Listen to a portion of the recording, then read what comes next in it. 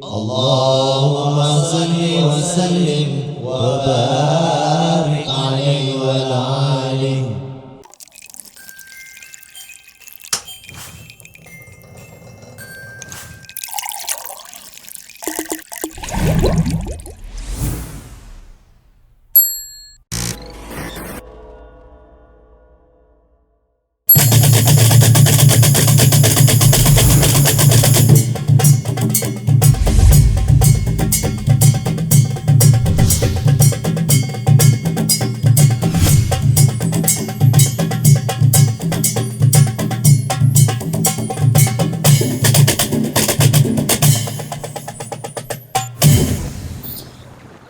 Assalamualaikum warahmatullahi ta'ala wabarakatuh.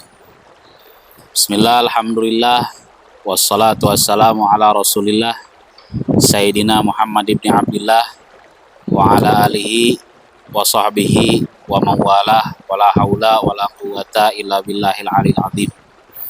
Amma ba'du, hadratul mukarramin akhina fillah minal mustami'in wal mustami'at wal mu'minin wal mu'minat.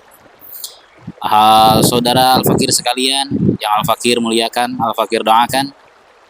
Alhamdulillah, pada saat ini kita bertemu kembali pada kajian-kajian ilmu fikhiyah daripada para ulama ahli fikih tentang masalah fikih ubudiyah, dan semoga menjadikan ibadah kita semakin sempurna di hadratnya Allah Subhanahu wa taala. Dan pada episode kali ini kita akan membahas tentang fardu dan sunat di dalam adus. Jadi fardu adus dan sunat-sunat yang ada di dalam apabila menjalankan adus.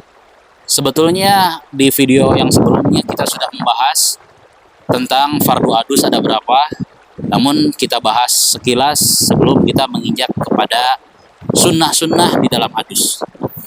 Perlu kita ketahui, Al-Imam Ibrahim Al-Bajuri ala Ibnu Qasim radhiyallahu taala anhu, beliau menerangkan bahwa di sini menerangkan wa faraidul ghusli salah satu yang menjadi kefarduan di dalam adus, di dalam beradus itu ada 3, yaitu yang pertama adalah niat. Niat di dalam adus bisa dilantangkan sebelum kita memasuki kamar mandi, sebelum kita melaksanakan adus, atau bisa hanya di dalam hati kita kalau kita sudah ada di dalam air. Jadi di dalam hati kita berniat bisa. Karena apa? Karena niat itu kalau menurut Al-Imam Al-Fadil Salim bin Sumi Al-Hadrami radhiyallahu ta'ala anhu, beliau mengatakan bahwa an-niyatu qasdu syai'in muqtaranan bi fi'lihi wa mahalluha fil qalbi. Bahwa tempat niat itu ada di dalam hati. Jadi sebetulnya kalau kita berniat di dalam hati itu sudah sah. Tidak diucapkan pun sudah sah. Tapi wasunanuha, dan kesunatan di dalam niat yaitu diucapkan. Apabila kita berniat di dalam hati, tidak diucapkan dengan bibir, itu tetap sah niatnya, hanya saja tidak mendapatkan pahala sunnah.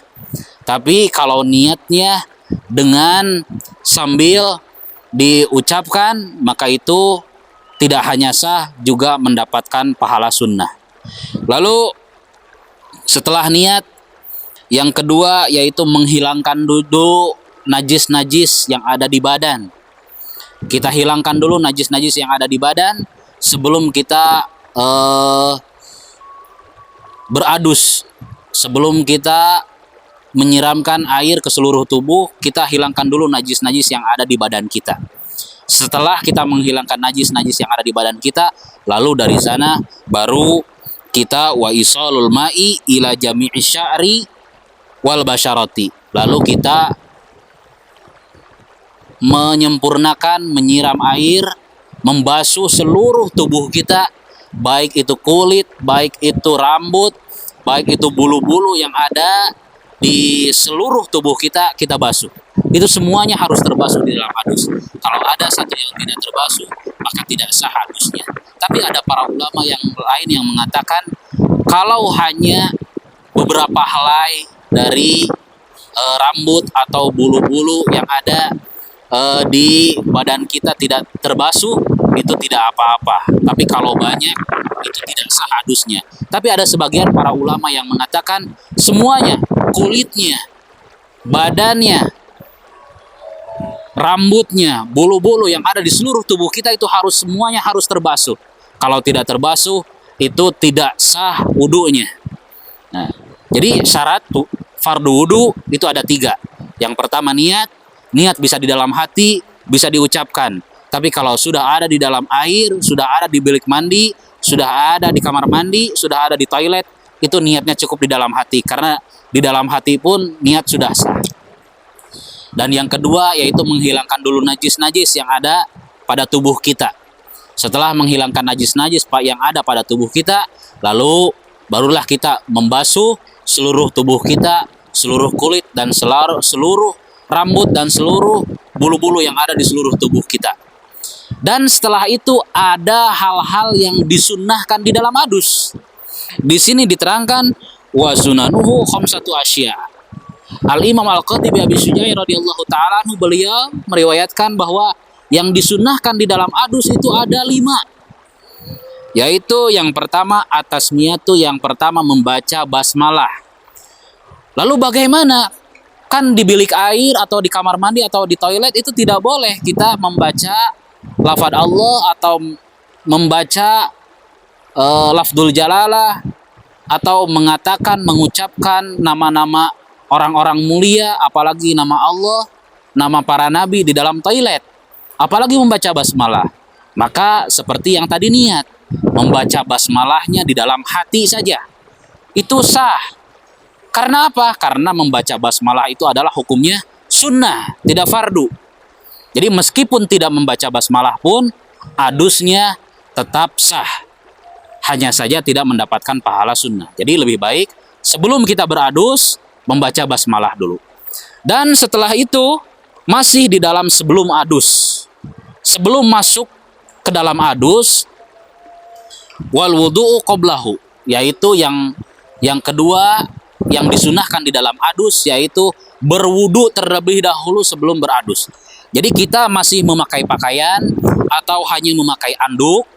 Kalau laki-laki, yang penting menutupi daripada pusar dan lututnya, dalam artian menutup auratnya, lalu berwudu dulu sebelum beradus.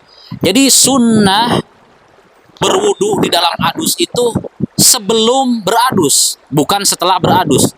Lalu ada pertanyaan kepada al-fakir, bagaimana kalau misalnya sebelum adusnya tidak berwudu dulu, tapi setelah adus berwudu? Itu pun tidak apa-apa, dan itu pun termasuk ke dalam sunnah. Karena ada sebagian para ulama yang mengatakan kalau berwudunya tidak sebelum adus, maka diperbolehkan wudunya setelah adus. Jadi setelah adus selesai lalu berwudu. Tapi afdalnya sebelum melaksanakan adus berwudu dulu. Kalau batal setelah adus, maka wudu lagi, lebih sempurna lagi. Karena orang yang mendawamkan wudu akan diberkahkan dalam ilmunya, akan dimanfaatkan dalam ilmunya. Itu dikatakan oleh baginda Nabi Muhammad Sallallahu Alaihi Wasallam di dalam keterangan kitab Tafsir Taisir atau di dalam kitab Duratun Nasihin. Lalu yang disunnahkan di dalam adus yang nomor ketiga, yaitu adalah mengusap-ngusap atau menggosok-gosok seluruh badan dengan tangan kita. Jadi badan kita gosok-gosok dengan tangan. Itu di dalam adus. Pusar kita gosok-gosok, telinga, hidung kita gosok-gosok semuanya. Anggota badan kita gosok-gosok semuanya dengan tangan. Atau dengan biasanya kalau mandi suka pakai dengan gosokan sabun, bisa dengan seperti itu. Apakah mau pakai sabun, apakah tidak, itu tidak dipermasalahkan. Yang penting menggosok-gosokkan tangan atau menggosok-gosokkan penggosok sabun, penggosok mandi ke seluruh badan kita. Mau pakai sabun mau tidak, itu tidak apa-apa. Tidak menjadi suatu patokan di dalam sahnya adus. Karena menggosok-gosok seluruh badan dengan tangan pun itu adalah hukumnya sunnah. Kenapa harus menggosok seluruh badan dengan tangan? Karena yang tadi di dalam fardu adus, seluruh badan, seluruh kulit, seluruh anggota badan, seluruh bulu-bulu, dan seluruh rambut yang ada di seluruh tubuh kita harus terbasuh. Maka lebih sempurna lagi apabila kita adusnya sambil menggosok-gosokkan seluruh badan kita, apakah yang tersembunyi, apakah yang tidak tersembunyi, dengan tangan atau dengan gosokan mandi. Itu lebih sempurna dan bukan hanya sah adusnya, tapi mendapatkan pahala sunnah. Lalu nomor keempat yang disunnahkan di dalam adus yaitu wal mualatu, yaitu terus-terusan di dalam adus. Dalam artian begitu adus, pertama jangan terhambat dulu, jangan terhalang dulu oleh apapun. Apalagi kalau terhalangnya dengan ngopi dulu, dengan makan dulu, itu tidak usah. Tapi kalau terhalangnya dengan hal-hal yang darurat, seperti pengen BAB dulu atau pengen kencing dulu, itu terhalang darurat, itu tidak apa-apa. Dalam artian tidak boleh terhalang dengan suatu hal yang tidak diperlukan dan suatu hal yang tidak bermanfaat atau tidak ada daruratnya. Lalu yang disunnahkan di dalam adus nomor terakhir yaitu takdimul yumna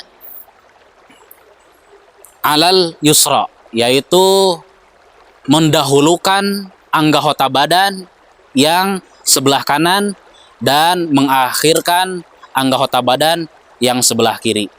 Bukan hanya di dalam adus saja, di dalam mandi pun, di dalam kegiatan sehari-hari pun, di dalam kegiatan apapun, kita harus selalu mendahulukan hal yang kanan dan mengakhirkan hal yang kiri.